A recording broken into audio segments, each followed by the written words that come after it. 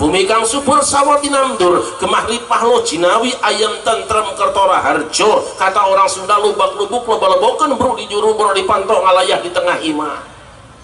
Ini kata KDM. Kalau pesan cuma 2 biji, berapa biji bu?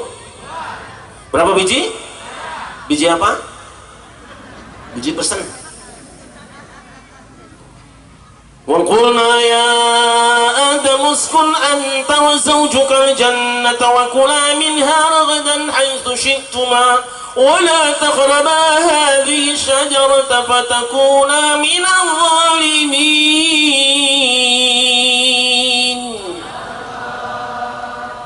Hai Adam, tinggallah kamu dan istrimu di dalam surga ini, makanlah apa yang kamu suka, yang ingin kamu nikmati, tapi satu pohon ini jangan kamu mendekatinya, sebab nanti kamu akan terjatuh, kamu akan termasuk orang yang zalim. Yang pertama. Yang kedua, inna hadza adulaka wa li zaujika fala yukhrijannakuma minal jannati fatashqa. Ini adalah lawan politikmu, ini musuh kamu dan musuh istrimu. Awas kalau nanti dia pulang ke dalam negerimu, jangan sampai kamu undang pengajian dia, jangan ambil nasihat dia, jangan kerjasama dan koalisi dengan dia, pasti kalah kamu dam. Bu, Adam dan Hawa dilarang mendekati pohon, dekat saja tidak boleh. Kenapa? Lama-lama bakal naik, betul. Santri dengan kiai jangan terlalu dekat, kalau dekat lama-lama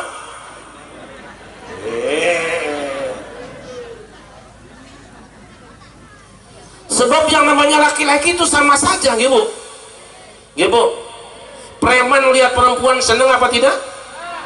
Bajingan lihat perempuan seneng apa tidak? Kiai lihat perempuan seneng apa tidak?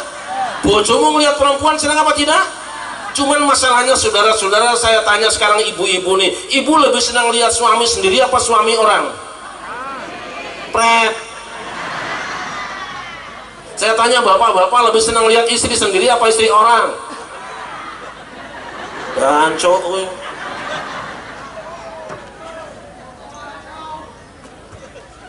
sing lemburi panggung ki ora gendah ki.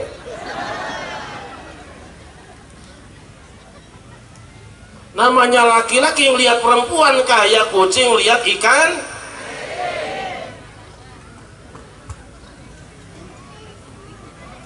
Saya ingat pesan seorang cucunya Sunan Gunung Jati. Ibu tahu belum? Apa belum? Ini pesannya kayak gini.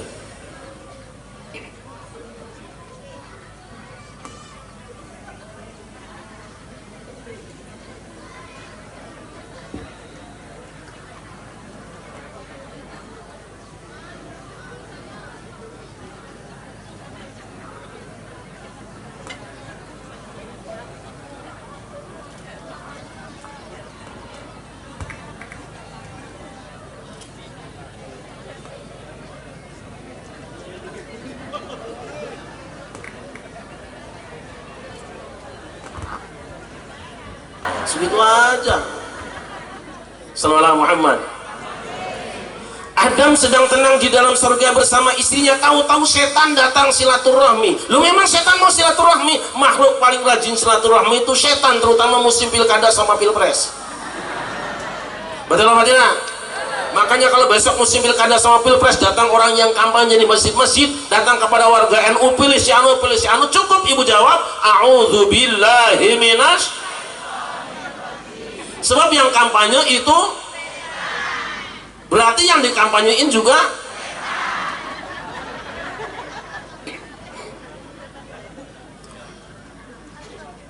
Kok setan bisa masuk ke dalam surga? Bukannya di surga ada polisinya, bukannya di surga ada tentaranya, bukannya di surga itu ada satpol pp-nya, ada bansernya. Betul, di surga ada satpol pp-nya, ada polisinya, ada tentaranya, ada bansernya. Tapi kenapa setan bisa masuk dalam surga? Satu keterangan mengatakan bahwa setan masuk ke dalam surga karena dia dompleng kepada seekor ular, masuk ke dalam perut ular, masuk ke dalam surga. Artinya apa? Ular itu kayak partai politik. Kok kenapa ada orang yang musuh pemimpin Indonesia kok bisa masuk ke dalam istana? Karena ada dompleng kekuatan politik, saudara-saudara.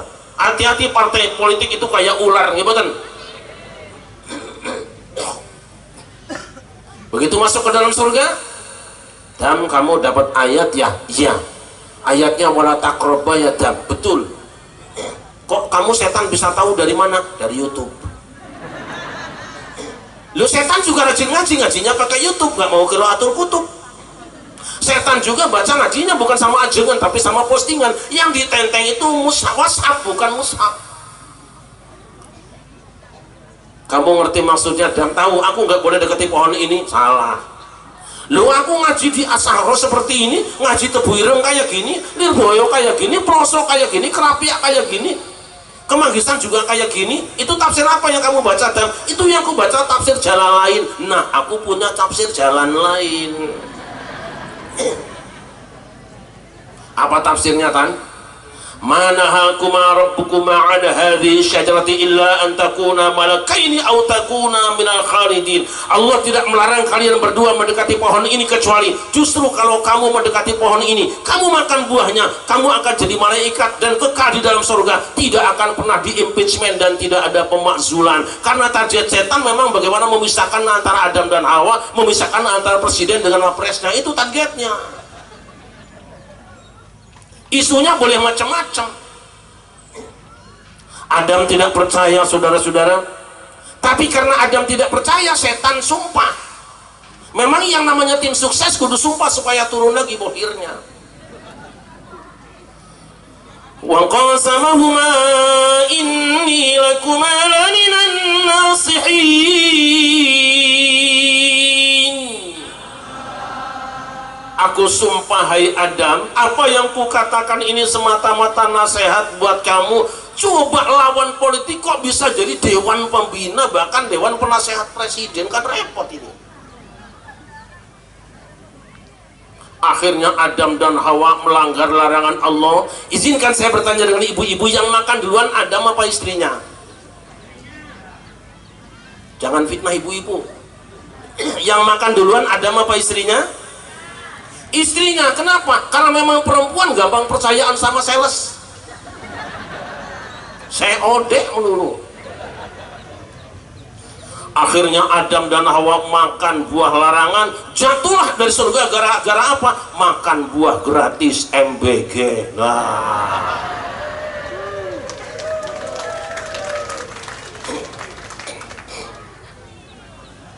sang istri konon jatuhnya di Jeddah, Adam jatuhnya di India. Izinkan saya bertanya, ibu-ibu kalau kehilangan suami sedih apa tidak? Saya tanya bapak-bapak, kalau bapak kehilangan istri sedih apa tidak? Sang istri yang di Jeddah pekerjaannya cuma menangis pagi, siang, dan malam. Bukan karena pening di kepalanya, bukan luka di kakinya, bukan gores di tubuhnya. Sakitnya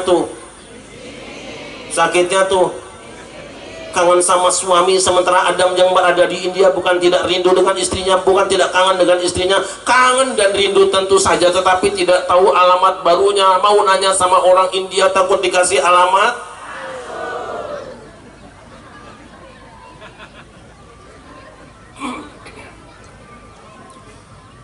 Untung saja Adam dapat WA, wedang anget.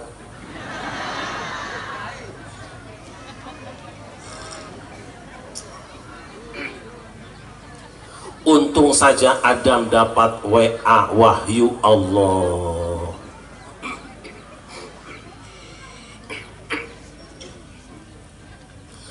Fatalaqa Adamu min rabbih kalimatin fataba alaihi innahu huwat tawwabur rahim. Lalu Adam menerima beberapa kalimat dari Tuhannya, ia pun bertobat dan diterima tobatnya. Sungguh Allah maha penerima tobat lagi maha penyayang. Kanjeng Nabi Adam diijazahi langsung bisanadil mutasil dari Gusti Allah subhanahu wa ta'ala, dapat wiridan. Apa wiridannya? Yang pertama mengatakan bahwa wiridannya itu adalah istighfar. Rabbana ya Rabbana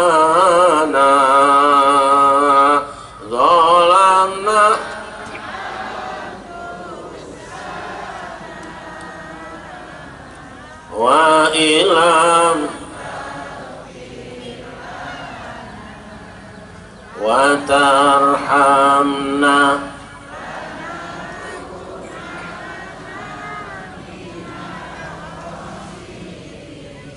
Pendapat yang kedua mengatakan bahwa Kanjeng Nabi Adam bertawasul dengan baginda Nabi besar Muhammad.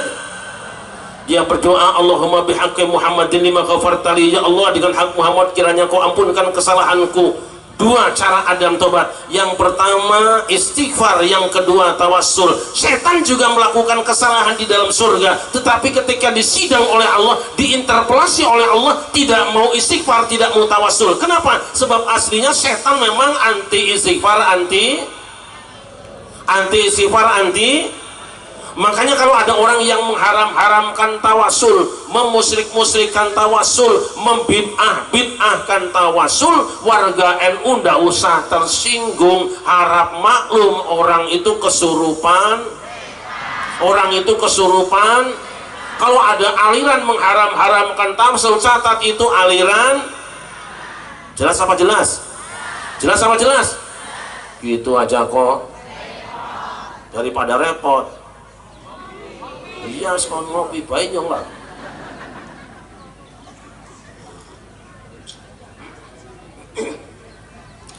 Kita singkat.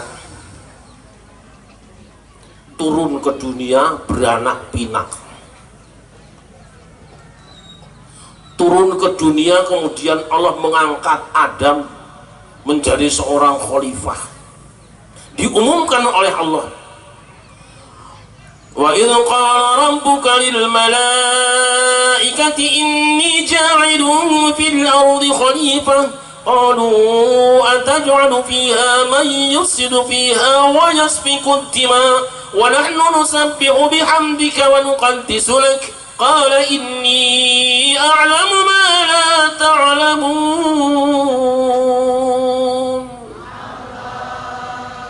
Allah pengumuman lagi, hei malaikat, hari ini aku akan mengangkat seorang khalifah di muka bumi, seorang presiden di muka bumi yang menggantikan presiden yang sudah berlalu. Malaikat protes, kenapa? Adakah aku akan angkat seorang khalifah itu manusia yang suka menciptakan kerusakan dan menumpahkan darah di muka bumi? Kami ini kan orang yang punya majelis zikir, kami rajin bertasbih, bertahmid, bertakbir, memahasucikan engkau. Maunya malaikat yang jadi presiden itu yang punya majelis zikir, yang rajin selawatan, mungkin punya grup hadroh kira-kira. Kemudian Allah ajarkan Nabi Adam ilmu pengetahuan. Kita singkat saudara-saudara, dites malaikat. Hei malaikat, kalau kamu merasa lebih hebat daripada Adam dan kamu merasa berhak jadi khalifah, sebutkan nama ini, sebutkan nama ini, sebutkan nama ini, katakan yang ini. Malaikat tidak mampu menjawab, lalu mereka mengatakan, subhanaka la ilma lana illa ma 'allamtana innaka antal alimul hakim. Maha suci engkau ya Allah, tiada pengetahuan pada kami kecuali aku ajarkan pada kami. Sesungguhnya engkau maha mengetahui lagi maha bijaksana. Fit dan sah Adam diangkat jadi khalifah, bukan malaikat. Kenapa? Ibadahnya memang malaikat lebih banyak, umurnya lebih tua, tapi Allah angkat Adam jadi khalifah karena unggul ilmu pengetahuannya. Dari sini kita bisa melihat, kalau dilihat nasabnya, malaikat turunan cahaya. Kalau dilihat nasabnya, iblis merasa lebih hebat, turunan api. Adam terbuat dari tanah, tapi Adam lebih berhak jadi khalifah, diangkat jadi pemimpin. Kenapa? Karena dia unggul ilmu pengetahuannya. Berarti orang yang punya ilmu, orang yang jadi kiai, orang yang jadi ulama, satu orang lebih unggul daripada ribuan orang yang cuma punya nasab mulia, saudara-saudara. Kan ada orang mengatakan satu orang ini yang gila, kakinya saja lebih hebat daripada kepala 70 orang kiai. Ini menyalahi ayat Al-Quran, sebab Quran tegas mengatakan nasab malaikat kelihatan lebih mulia, iblis merasa lebih mulia, tapi karena Adam lebih unggul ilmunya, maka Adam yang berhak dihormati. Oleh karena itu, satu orang kiai yang berilmu lebih mulia daripada orang 70 orang, 1000 orang yang cuma pamer turunan nasab saja. Jelas boten? Jelas boten? Makanya pondok pesantren As-Sahro ini bukan mencetak nasab, karena nasab sudah nasib dari Allah. Emang ibu turunan dia mau ngapain lagi coba? Kita tidak bisa minta jadi turunan Mbah Anu tidak bisa. Nasib kita sudah seperti ini, catatan dari Allah. Tapi kemuliaan di hadapan Allah yang pertama karena ilmunya. Sallu ala Muhammad. Sallu ala Muhammad. Lihatlah saudara-saudara, ketika Allah akan mengangkat Talut menjadi pemimpin, orang-orang Yahudi, orang-orang Bani Israel protes. Anna yakunu lahul mulku alaina wa nahnu ahaqqu bil mulki minhu wa lam yu'ta sa'atan min al-mal. Bagaimana engkau akan angkat wahai Allah Talut ini jadi pemimpin kami? Dia bukan turunan pemimpin yang lalu. Bapaknya bukan camat, kenapa jadi camat? Bapaknya bukan bupati, kenapa jadi bupati? Bapaknya bukan presiden, ngapain jadi presiden? Dan ditambah dia orang yang miskin, tidak punya harta buat tim suksesnya. Mereka menolak Talut jadi pemimpin karena bukan turunan pemimpin yang lalu dan tidak punya dana yang cukup, orang miskin. Tapi Allah jawab, innallaha astafahu alaikum wa zadahu bastatan fil ilmi wal jismi. Allah sudah milik dia, Allah sudah milik Talut, dan Allah tambah bastatan fil ilmi karena Talut lebih unggul ilmunya dan lebih prima fisiknya karena akan berperang. Artinya orang yang punya ilmu lebih mulia daripada orang yang turunan mulia tapi tidak punya ilmu, lebih mulia daripada orang banyak hartanya tapi tidak punya ilmu. Maka oleh karena itu saudara-saudara, jangan berat hati untuk korbankan harta kita agar anak-anak kita menjadi anak-anak yang berilmu pengetahuan. Insya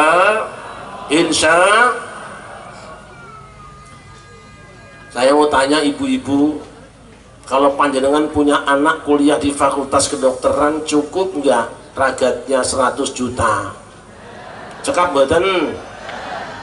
Nek putrane panjenengan kula sedaya badhe kuliah wonten fakultas ekonomi, gadah ragat 100 juta, cekap napa mboten? Ketika mereka kuliah, apakah oleh gurunya suka dipimpin baca doa buat ibu dan bapaknya apa tidak?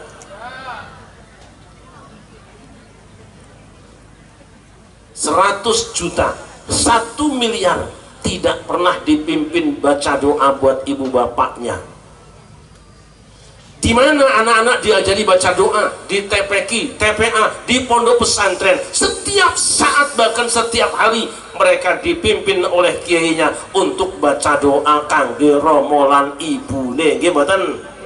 Berapa bayarnya TPQ? Berapa bayarnya TPQ? 10.000 6 bulan sekali, itu pun naik kelingan. Bahasan ditagih ngomong karo tanggane, mau ngaji kok bayar, memang ustadznya makan suket apa? Nah, perhatikan. Sebab ibu-ibu, anak tuh seperti batu cincin ini. Nggih? Ini kelihatan nggak? Warnanya apa? Koyo asal yang hijau kelihatan aja kayak duitnya.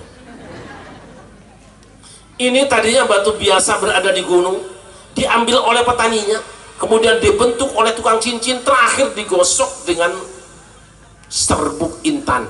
Berapa rupiah menghabiskan batu gunung menjadi cincin ini? Hari ini cincin ini sangat berharga, tidak saya jual 100 juta karena nggak ada yang beli.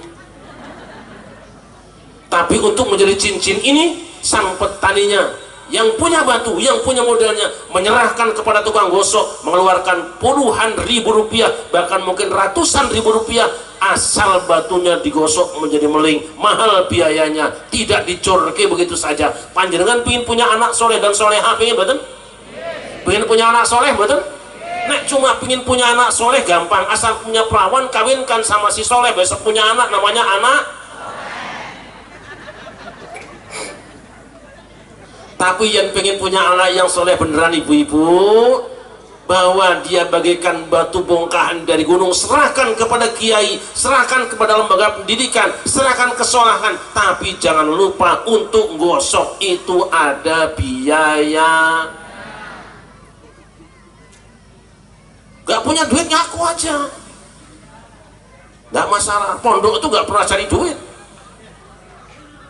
Santri saya di rumah paling cuma 400 orang, yang bayar, yang punya bayar, nggak punya nggak bayar, nggak masalah. Itulah pondok, dan itu yang kemudian menjadi berkah. Saya melihat di Wonosobo ini, saya dengar dari bapak kita tadi bahwa As-Sahro ini adalah pondok yang termasuk paling banyak santrinya, gitu. Masya Allah, Masya Allah, pasti berangkat dari keikhlasan pendirinya. Saya yakin Yang namanya ikhlas itu apa sih? Memberikan sesuatu tanpa pamrih apa kecuali Allah. Akhlis pada alla turida bi ta'atin illa taqarraba min ilahika dzil kalam. Kiainya ikhlas, orang tuanya ikhlas, anaknya ikhlas, insya Allah jadi hanya orang yang punya keikhlasan yang layak mendapatkan balasan. Sedangkan mereka yang riya semua amalnya akan sia-sia. Hamba Allah yang dimuliakan, sebelum saya mengakhiri sambutan saya, karena sebenarnya ini sudah habis waktunya dari tadi, mohon panjenengan semua berkenan berdiri itu bersama-sama dengan kita. Monggo cuma sambil nunggu hujan turun, ya.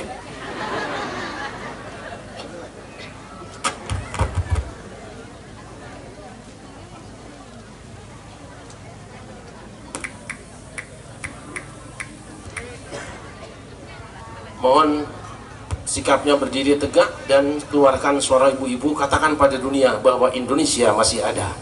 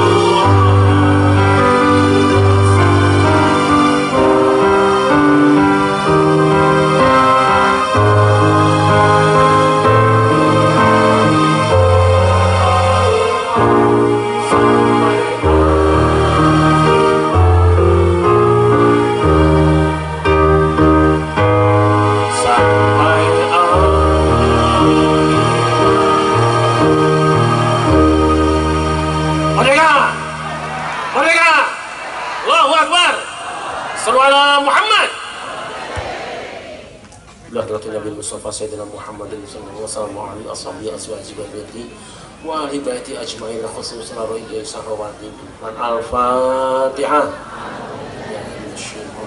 Bismillahirrahmanirrahim.